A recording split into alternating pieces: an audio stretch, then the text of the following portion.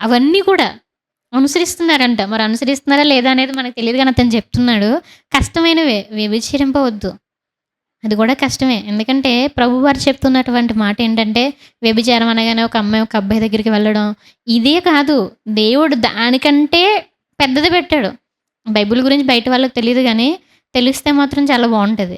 ఒక అమ్మాయిని రోడ్డు మీద ఒక అమ్మాయి నడుచుకుంటూ వెళ్తుంది. ఓ రోడ్డు మీద ఒక అమ్మాయి నడుచుకుంటూ వెళ్తున్నప్పుడు, ఈ అమ్మాయి చాలా బావుంది అని మాట్లాడుకున్నారు. వేరేగా జస్ట్ కామెంట్ చేశారు. వ్యభిచారమేనా అది? వ్యభిచారమే. నువ్వేదైనా సాంగ్ చూస్తున్నావు, అబ్బా! ఈ అబ్బాయి భలే ఉన్నాడు. వ్యభిచారమేనా అది? వ్యభిచారమే. అటువంటివి కూడా ఆయన అనుసరిస్తున్నాడంట. అటువంటివి కూడా అనుసరిస్తూ ఆయన ఏం చెప్తున్నాడు చూడండి. 19వ వచనం. నిన్ను వలె నీ పొరుగువాని ప్రేమింపవలెనను నిన్ను వలె నీ పొరుగువానిని ప్రేమింపవలెను అనునవి అని చెప్పాను. అనునివి అని చెప్పాను. అందుకు ఆ యవనుడు ఇవన్నీ అనుసరించుచూనే ఉన్నాను. అనుసరించుచునే ఉన్నాను. ఇకను నాకు కొదువ ఏమని ఆయనను అడిగాను. ఇవన్నీ చాలు. ఇవన్నీ కూడా నేను అనుసరించేస్తున్నాను. ఇక నాకేంటి? నాకు ఇంకేం తక్కువ అన్నప్పుడు యేసుక్రీస్తు వారు ప్రతి ఒక్కరి బలహీనతల్ని ఎరిగినటువంటి దేవుడండి. అవునా కదా? నా ముందు మీరు మంచిగా కనిపించవచ్చు. అదేవిధంగా నేను మీ ముందు మంచిగా బైబిల్ పట్టుకుని బోధించవచ్చు. కానీ నా బలహీనతలు ఎవరికి తెలుస్తాయి? దేవుడు తెలిస్తే. ఒక భర్తకి తెలియకపోవచ్చు, ఒక భార్యకి తెలియకపోవచ్చు, పిల్లలకు తెలియకపోవచ్చు, తల్లిదండ్రులకు తెలియకపోవచ్చు. కానీ దేవుడికి తెలుసా లేదా? తెలుసు. కాబట్టి అతని యొక్క బలహీనతను ఐడెంటిఫై చేసినటువంటి దేవుడుగా ఆయన ఏం చెప్తున్నాడయ్యా అంటే, నీకు ఒకటి కొదువుగా ఉందయ్యా, నువ్వు ఆస్తిని అమ్మేసి బీదలకి ఇచ్చే అన్నాడు. ఇంకేమన్నా ఉందా? అతను ఎలా వెళ్ళాడంట అక్కడి నుంచి? వ్యసన పొడిచి వెళ్ళాడంట. వ్యసన పొడిచి వెళ్ళడం అంటే ఇంకా అదో టైప్లో ఫేస్ పెట్టి మనం ఆలోచన చేయొచ్చు ఎలా ఉంటుందో. అదో టైప్లో ఫేస్ పెట్టి, ఫర్ ఎగ్జాంపుల్కి మీరు ఉన్నారు, 1 ఇయర్ నుంచి కష్టపడుతూ ఎగ్జామ్ ప్రిపేర్ అయ్యారు. సడన్గా నేను వచ్చి రేపొద్దున్న కనుక మీరు ప్రేయర్ మీటింగ్కి రాలేదా, బాగాలేదు అంటాను, బాగోదు అంట. అప్పుడు ఎలా ఉంటాయి అందరి ఫేస్లు? ఇంత కష్టపడింది నేను దానికోసమే కదా, ఇక్కడ అక్క ఆగిపోమంటున్నారేంటి అనుకుంటారా లేదా? అలాగే అతను ఎంతో కష్టపడి సంపాదించినటువంటి డబ్బు అంతా కూడా ఆయన ఏం చేస్తున్నాడు? ఇచ్చేయి, అందరికి ఇచ్చేయి అంటున్నాడు. ఎందుకు దేవుడు అడిగారయ్యా అంటే, అది అతని బలహీనత కాబట్టి. అప్పుడు అతను ఏం చేశాడు? వ్యసన పడుచు వెళ్ళాడంట. మరి అప్పుడు అతనికి పరలోకం వస్తుందా? అన్నీ అనుసరించేస్తున్నాను ప్రభువా అంటే పరలోకం వచ్చేస్తుందా అంటే కింద అదే అడుగుతారు అన్నమాట. మనం చూస్తే 23వ వచనం. యేసు తన శిష్యులను చూచి, ధనవంతుడు పరలోక రాజ్యంలో ప్రవేశించడం దుర్లభమని మీతో నిశ్చయముగా చెప్పుచున్నాను. ఇదిగాక ధనవంతుడు పరలోక రాజ్యంలో ప్రవేశించట కంటే సూది బెజ్యంలో ఒంటి దూరుట సులభమని మీతో చెప్పుచున్నాను నేను. సూది బెజ్యం ఎంత ఉంటుంది? చాలా చిన్నగా ఉంటుంది. ఒంటి ఎంత ఉంటుంది? పెద్దగా ఉంటుంది. దాన్నైనా ఏదో ఒకటి చేసి సూది బెజ్యంలో నుంచి ఒంటిని తీసుకురావచ్చు. కానీ ధనవంతుడు మాత్రం వెళ్ళడు అంటున్నాడు. అంటే పైన వచ్చినటువంటి ఆ యవ్వనుడి గురించి మాట్లాడుతున్నారు. అంటే పిల్లరా, మనం ఆలోచన చేసినట్లయితే ప్రతి ఒక్కరు కూడా నెగ్లెక్ట్ చేస్తున్నారేమో. ఇది ఒక్కటే కదా, ఇది ఒక్కటే నా బలహీనత, మిగిలినదంతా ఓకే. జస్ట్ నేను దేవుడికి ప్రయారిటీ ఇస్తున్నా, కానీ దేవునితో పాటు ఇంకొకరికి ప్రయారిటీ ఇస్తున్నా.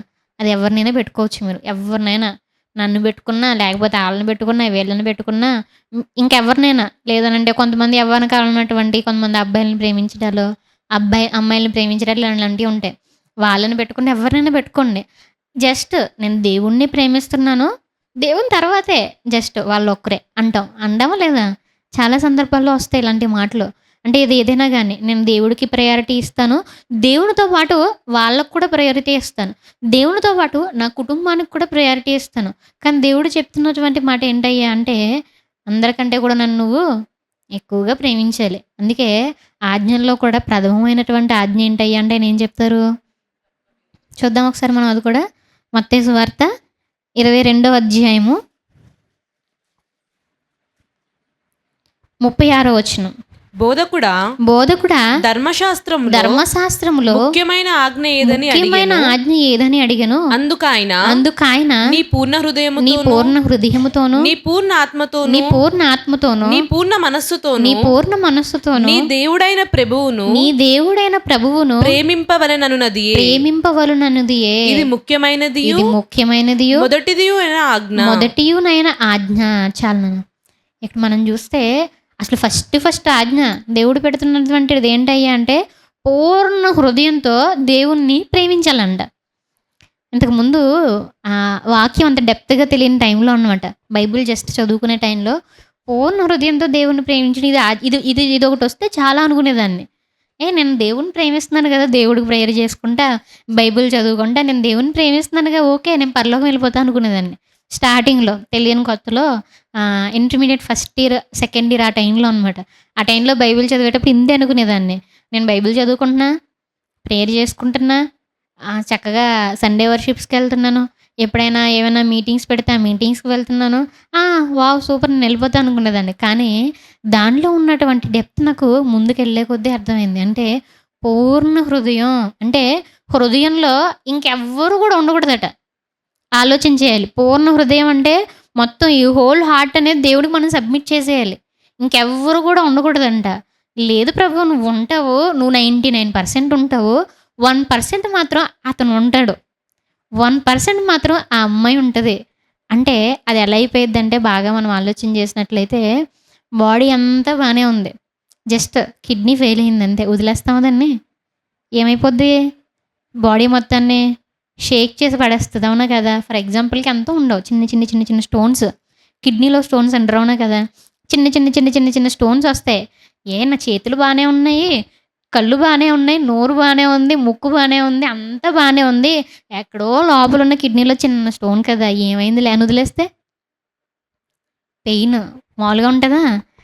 అంతకుముందు కూడా ఆ సిస్టర్ గారు వచ్చినప్పుడు కూడా చూసాననమాట. చాలా విపరీతమైనటువంటి పెయిన్ వస్తా ఉంటది. కూర్చోలేరు, నడవలేరు, ఎక్కువసేపు ఏ పని చేయలేరు. ఇంకా ఎళ్ళే కొద్దీ ఇంకా చాలా దారుణంగా ఉంటది. ఒక్కటే కదా! బాడీ అంతా మనం చూసుకుంటే 99.999999% బావుంది. ఎక్కడో ఒక మూల జస్ట్ చిన్న పార్ట్‌లో, అది కూడా ఎంతో ఉండదు. చిన్ని రాయి ఉంటది. దానికి అంత ఇదైపోతామా? దేవుడు ఎందుకు పెట్టారయ్యా అంటే ఈ శరీరాన్ని, అవన్నీ అర్థం అవ్వడానికి పెట్టారు. ఇదొక రీజన్. అర్థమవుతుందా? అంటే ఆత్మీయంగా ఉన్నటువంటి విషయాల్ని మనం అర్థం చేసుకోవడానికి ఈ శరీరాన్ని కూడా దేవుడు పెట్టారండి. అలాగే ఇప్పుడు కూడా మనం ఆలోచన చేసినట్లయితే, హృదయం అంతా నువ్వే ఉన్నావు ప్రభువా, కానీ ఒక మూలన అదిగో ఆ స్టడీస్ ఉన్నాయి. ఒక మూలన అదిగో ఆ జాబ్ ఉంది. ఒక మూలన అదిగో ఆ అబ్బాయి ఉన్నాడు. ఒక మూలన ఏవో చెడు అలవాట్లు ఉంటాయి కదా! ఫర్ ఎగ్జాంపుల్‌కి పిచ్చి వీడియోస్ చూస్తూ ఉంటారు కొంతమంది, పోర్న్ వీడియోస్ అని అట్లాంటివి చూస్తూ ఉంటారు. అంతా నువ్వు ఉన్నావు ప్రభువా, కానీ అదొక్క మూలనే చిన్నదే అంతే, ఏం లేదు. అంతా బానే ఉంది ప్రభువా, కానీ నాకు బాగా రెడీ అవ్వడం అంటే ఇష్టం. ఇదేముంది, దానికి మళ్ళీ మనం రిఫరెన్స్‌లు కనెక్ట్ చేసుకుంటాం. ఏమని? దేవుడు నరుని వేషాన్ని చూడ్డు కదా! పర్లేదులే అనుకుంటూ. ఇట్లాగా ప్రతి దానికి ఏంటంటే, ఇందాక చెప్పినట్టుగా కొత్త థియరీస్ అన్నీ మనం ప్రపోజ్ చేసేసుకుంటూ, మనం ఏం చేస్తా ఉంటామయ్యా అంటే, హార్ట్‌లో ఒక మూలన పెట్టుకుంటా ఉంటామనమాట. అందుకే దేవుడు ఫస్ట్ ఆజ్ఞ ఎందుకు పెట్టారయ్యా అనేది తర్వాత చాలా కాలానికి అర్థమైంది. పూర్ణ హృదయం, ఆ హృదయం ఇంకెవరు ఉండకూడదంట. పూర్ణ హృదయం మొత్తం నువ్వు దేవుడికి ఇచ్చేయాలి. అదే ప్రధానమైనటువంటి ఆజ్ఞ అంటున్నారు. అర్థమవుతుందా? అంటే ఈరోజు మనం ఆలోచించాల్సింది ఏంటయ్యా అంటే, మనలో ఏం బలహీనతలున్నాయి? ప్రతి ఒక్కరికి ఉంటాయండి. మనం ఒకసారి ఆలోచించండి ప్రతి ఒక్కరు గూడా. ప్రతి ఒక్కరికి కూడా బలహీనత ఉంటది. దేవుడు మాట్లాడుతున్నటువంటి మాట ఏంటంటే, ఆ బలహీనత నువ్వు విడిచిపెట్టేయాలి. అదొక్కటే గదా అంటే కుదరదు. అదొక్కటే అంటే నీ ఆత్మీయ జీవితాన్ని నాశనం జేసేస్తది. ఎంత వీలైతే అంత త్వరగా మానుకోవాలి. నాకు ఎటువంటి బ్యాడ్ హ్యాబిట్స్ లేవండి, ఒక సిగరెట్ తప్ప. అంటే ఎలా ఉంటది? నెమ్మదిగా ఏమవుతది, అది లంగ్స్‌ని పాడు చేసేస్తదా లేదా? అక్కడి నుంచి ఊపిరి తీసుకోవడం కష్టమవుతదా లేదా? అక్కడి నుంచి కనీసం కొంత దూరం నడవగలరా వాళ్ళు? నడవలేరు. పనులు చేసుకోగలరా? చేసుకోలేరు. అంటే అదొక్కటే స్టార్టింగు. ఒక్కట్లానే కనిపించింది. కానీ తర్వాత ఏమైంది? అతని యొక్క ఆరోగ్యం మొత్తాన్ని దెబ్బతీసేసిందండి. అదేవిధంగా ఈరోజు ఇదొక్క బలహీనతే. జస్ట్ ఎక్కువ ఫోన్‌లో రీల్స్ చూస్తా ఉంటానంతే. ఏం చేయనక్క నేను. జస్ట్ ఫోన్‌లో అప్పుడప్పుడు రీల్స్ చూస్తా ఉంటా. ఈ మధ్యన అందరికి అలవాటైపోయింది గది. జస్ట్ రీల్స్ చూస్తా ఉంటానంతే. ఇదొక్కటే అక్క. అన్నీ బానే ఉన్నాయక్క. నేను బైబిల్ చదువుకుంటా, ప్రేయర్ చేసుకుంటా, వర్షిప్‌కొస్తా, అదిగో ఎఫ్‌సీటీహెచ్ కోర్స్ పెట్టారు అది కూడా వింటా. నైట్ మళ్ళీ ఈవినింగ్ ప్రేయర్స్, మా ఫ్యామిలీ ప్రేయర్స్ పెడితే వాటికెళ్తా, అన్నిటికెళ్తా. బట్ ఒక్క రీల్సేగా అక్క చూస్తే ఏమైంది? ఒక సిగరెట్టేగా అక్క కాల్చుకొని ఏమైంది అంటే, లేదు, అదేమైపోయింది, అతని జీవితం మొత్తాన్ని దెబ్బతీసేసింది. ఫైనల్‌గా ఏమయ్యాడు? అతనెవడో ఉంటాడు. నా పేరు ఏంటది? ముఖేష్. ఐడియా ఉందా అందరికి?